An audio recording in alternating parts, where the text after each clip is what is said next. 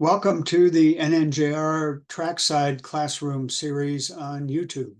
My name is Bill Gilbert. I'm one of the Northern New Jersey Porsche Club Chief Instructors, and I'm looking forward today to talking about on-track vision tips and basics for student drivers. And as everyone knows, our vision is key to how we drive. And the good news is that many of the tips that I'm going to share today will help you on the track and in your day-to-day driving. So with that, let's dive right in. The standard disclaimer, we're offering what we think is the best advice that we can find, but you use it at your own risk when you are on track. So here's what we're going to talk about today: where to look, adapting our vision to track driving, including how to look and when to look. So let's start with where we look. This is kind of the most basic, right? The stuff we learn first. And if you're new to track driving, there will be a lot to learn here. So the classic advice is, look far ahead and look where we want to go. So if you see in the diagram here, the driver's car is sliding, but his head is pointed in the direction he wants to go.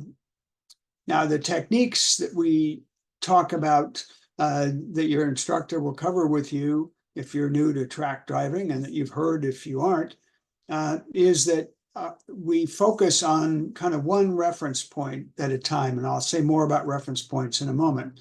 But we're approaching a brake zone, and I see my slide has a mistake here. It should say approaching the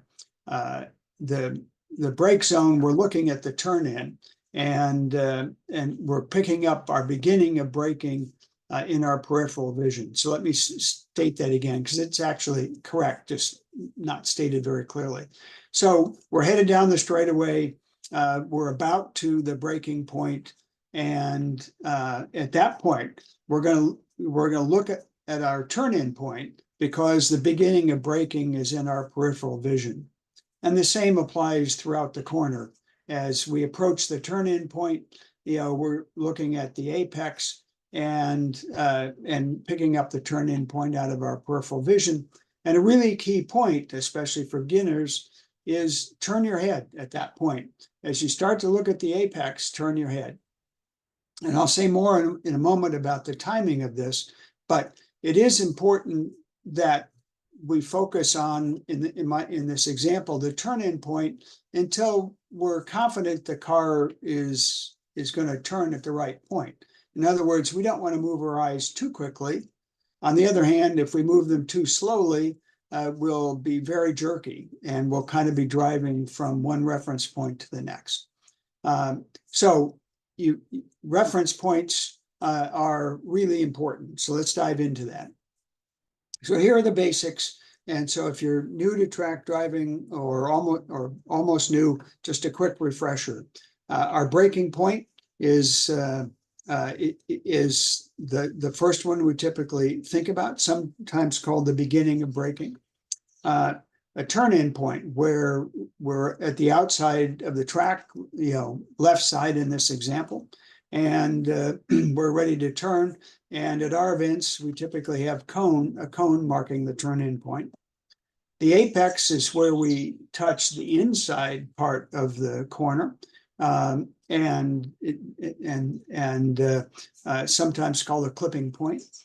And then last is the track out point. Now we're back out at the edge of the track again. And the path we've taken here is referred to as the line. I'm sure everyone's heard about the line.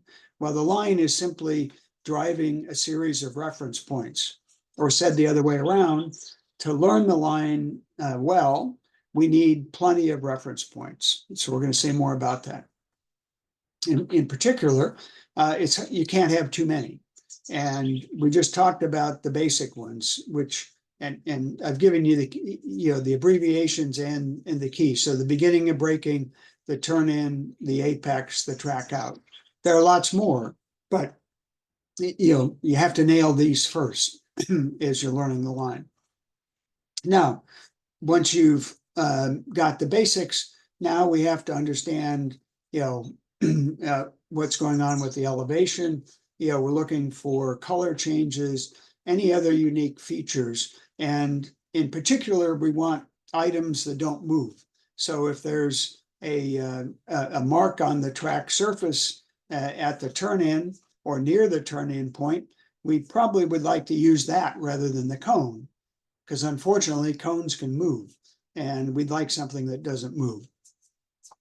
And as we get better, or said the other way around, to get better, we need to eventually have a complete mental picture of the track. And we get that by making lots of notes on our track map, as you see in the example here. So why do we use reference points? Lots of reasons. For consistency is probably the single biggest one, because we want to be able to repeat what we've done. You've heard the phrase "hit your marks," but in addition to that, and this is a safety issue, if the track doesn't look the same, it isn't the same. In other words, obviously if a cone moves a lot, gets hit or something, but that's not what I mean here. What I mean is, if we turn in at the same point every time, our mental picture and our visual picture of the track are going to be the same. But if we turn in early, now our visual picture is going to be different than our mental picture. And so that's why being consistent is really, really important. And as I said earlier, we want to write those reference points down, write them on the track map, and then use that to create a mental picture, and use that for visualization. As you're going to sleep at night, drive yourself around the track looking at the reference points in your head. Or you can do that in the paddock while you're waiting for your next session. It may sound a little strange, but you'd be amazed at how much help that can offer to any driver, even pros. Now, of course, we want to look where we want the car to go. And this is a famous picture that illustrates that better than anything I can say. This is a picture of Jim Clark at Indianapolis. So he was going at very high speed. The car spun, as you saw, and it's going 90 degrees to where he wants to go. But look where his head is. His head is focused down track. So we always want our eyes looking where we want the car to go. That's why it's important to turn the head, before we turn the steering wheel to look at the apex. So let's talk about adapting our vision to track driving. Some of the basics. A curve is defined by at least 3 points, right? It's the basic geometry. And we really want our brain to see the whole corner, because that gives us more confidence. A beginner may drive point to point, as I indicated before, from one cone to the next, but that's not the way we want to drive. We want to drive this curve, and we need that mental picture to help us, drive properly. And some of the tips I'm giving you today can help with that. One of the ways it helps is to focus ahead and use the peripheral vision when we're close to the reference points, as I indicated at the beginning. But that peripheral vision also helps us with our depth perception, and it helps us with things we haven't talked about yet, which is being aware of everything around us, other cars and so on. And that brings me to our mirrors. So a divergence here for a moment, away from just the line and how do we drive ourselves safely around the track. Let's talk about how we deal with the traffic. And the way we know what's going on with the traffic that's behind us is our mirrors. And therefore mirrors are really, really critical. And in particular, a driver should never be surprised by a car in the mirror. Now, that said, it's happened to all of us, but it shouldn't. And it only happens if we're not paying attention to our mirrors. The way we do that is we scan the mirrors. And I'll say more about what I mean by scan in a moment, but we want to look at them, on at the end of the straightaway to see how many cars are back there. Are they closer or further away?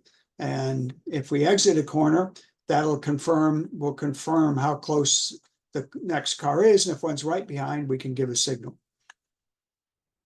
So if you haven't adjusted the mirrors properly, here's how we do that. This has to do with the side mirrors, but make sure you're seated in your proper track seating position. And the mirrors, the rear view mirror is probably okay. Make sure you can see as far back as possible. But the left side mirror wants to be adjusted, pushed out, so that you see the instructions here. Lean your head against the driver's window, push the mirror out until you can just barely see the left rear fender. Do the same thing on the right side. Lean your head underneath the rear view mirror, push that mirror out. When you do that, your mirrors will not have a blind spot. Most people have the mirrors adjusted too close to the car, so they have a big blind spot like you see here. If you're just like I just suggested, then you'll have little or no blind spot, as you see in the diagram on the right. And this is really, really important on the track. And by the way, equally important on the road. It makes a huge difference when you're on the highway or in many other circumstances on your daily driving. Now, let's talk about how we look or how we use our eyes and our brain. Because obviously it's not just our eyes. We have to see something, process it, and then react to it. So here's how our brain and our eyes work.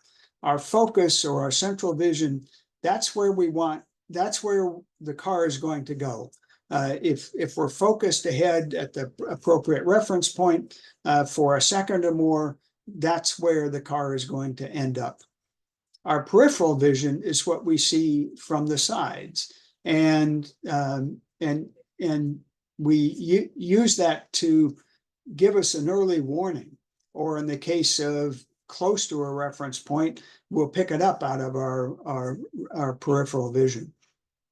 A glance is using that central vision, but for just what it sounds like, a split second, half a second or less, probably a lot less. But that's how we look at the mirror. We glance at the mirror, and we do that every few seconds. And if we glance, if we see something, then we can glance again. Or even if we have to, we can focus, although that's generally not needed. But the glance is how we look at the mirror. We also use it for other purposes that I'll show in a moment. And finally is our mental vision. I already talked about that, the picture we have in our head of a particular corner or a particular section of the track. So here's how we put all that together when we drive through a corner. We have a right-hand corner here as our example. And so our focus is the very small pink purple dot. And since we're approaching the turn-in point, our focus is on the apex. We're going to pick up the turn-in point from our peripheral vision because we're almost there. So the driver is already focused at the apex. But the driver has also glanced ahead to the track out to make sure there's no waving flags or nothing on the track surface and so on. So the driver in this case knows that the track out is clear.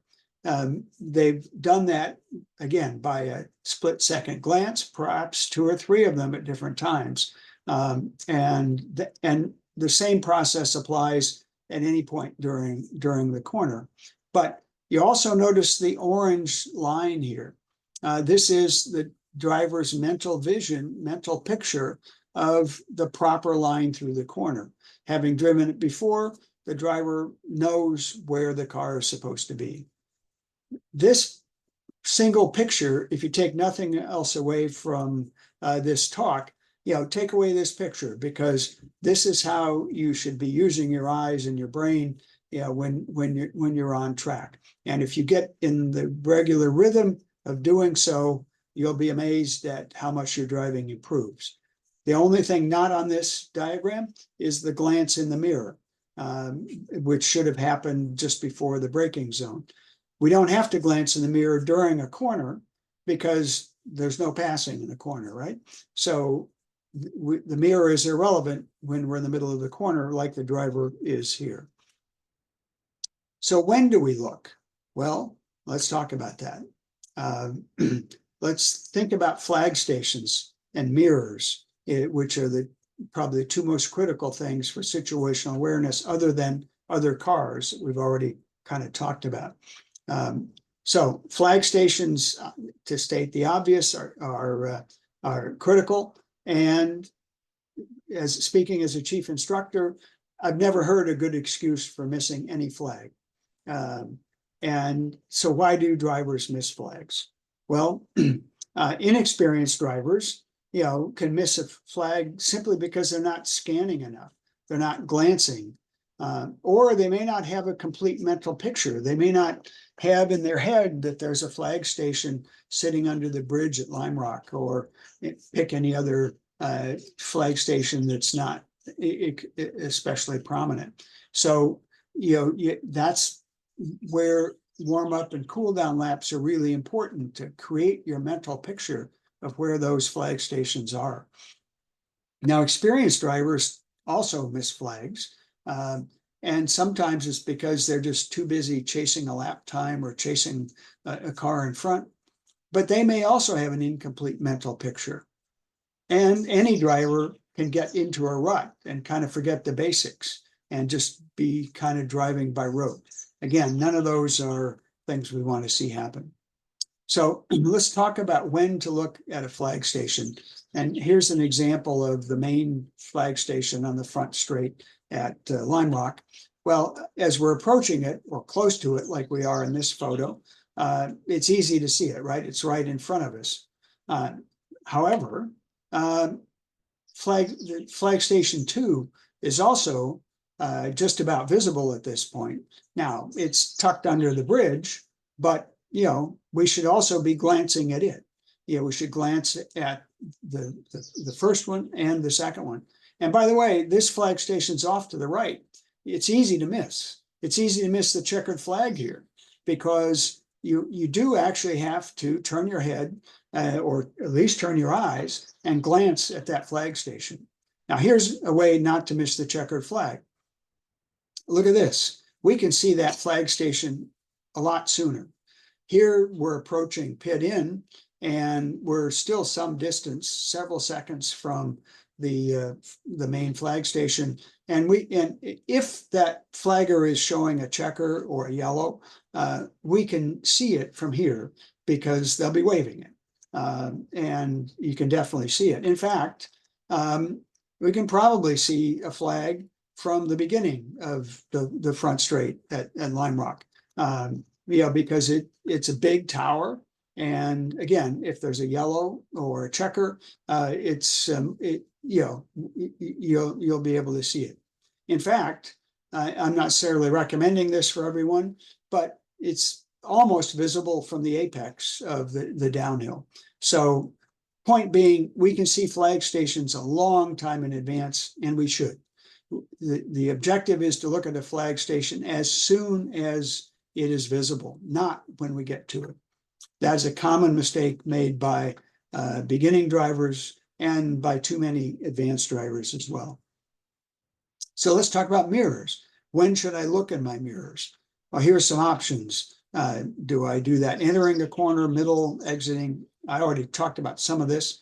So entering a corner, no, I already said there's nobody going to pass us during the corner. So, if we're in the brake zone, we don't need to look. Middle of the corner, same thing. Exiting corner, absolutely. We need to know if there's a car that needs a pass, or maybe a car that wasn't very close to us entering the corner has gained on us because they executed the corner better. How about the middle of a straightaway? Yes, especially a longer straightaway, even if that's the front straight at Lime Rock or the no-name straight or any shorter straight you want to name. But also, if it's a longer straight, then certainly if it's the main straight at Mid-Ohio or Watkins Glen, we clearly want to look in the middle of a straightaway because a car may have shown up that wasn't there before. And the one I want to highlight, just before a braking zone, as we're getting ready to get on the brakes, we should look in the mirror, not because we're going to give a pass, we're not at that point, but we want to know how close that next car back is and how many cars are back there. We can tuck that away and refer to it when we exit the corner. So this, again, a common mistake. Drivers know to look typically getting onto a straightaway. Many forget to look in the middle of a straightaway. Many forget to look entering a braking zone, and then are surprised, when there's a car closer to them than they expected. Now, a couple of cautions. I already mentioned a couple of these. If we get in a rut, we can lose focus, or if we're tired or feeling pressure for whatever reason, or distracted, whether that's by work or family issues or whatever it is, these things, screw up our vision. So if you're experiencing any of these things, your vision is not going to be what it should be. And therefore your driving is not going to be what you want it to be. So you got to snap out of this or park the car in the paddock until you can clear. If you're tired, it's time to get some rest. If you're distracted, it's time to deal with the distraction and so on. So to wrap up, to summarize, the classic advice works. Look far ahead, look where you want to go, adjust the mirrors, use those reference points, create more reference points, write them on your track map. To adapt to track driving, we have to reprogram our eyes and our brain for faster speeds. And this whole idea of using our focus, our glance, our peripheral, and our mental vision, really helps get our head focused on the right things and makes the whole task much easier. We want to see flags as early as possible. If you've driven a lot on track, that's an area I'd be willing to bet money you can improve on. Almost every student I get in with, even in a blue group or sometimes even in a white or a black group, is not looking at the flag stations as soon as they could. Check the mirrors at the right time, and of course be aware of any of these things like pressure and distractions that are going to impact you seeing what you need to do on track. So with that, let me wrap up and thank you for your attention today. If you do have any questions, please stop me at any track and ask me, or send me an email to gilbert4@rcn.com. Again, it's gilbert4@rcn.com. I'm happy to answer questions, provide any more information, and so on. Have a good day. I look forward to seeing you at the track.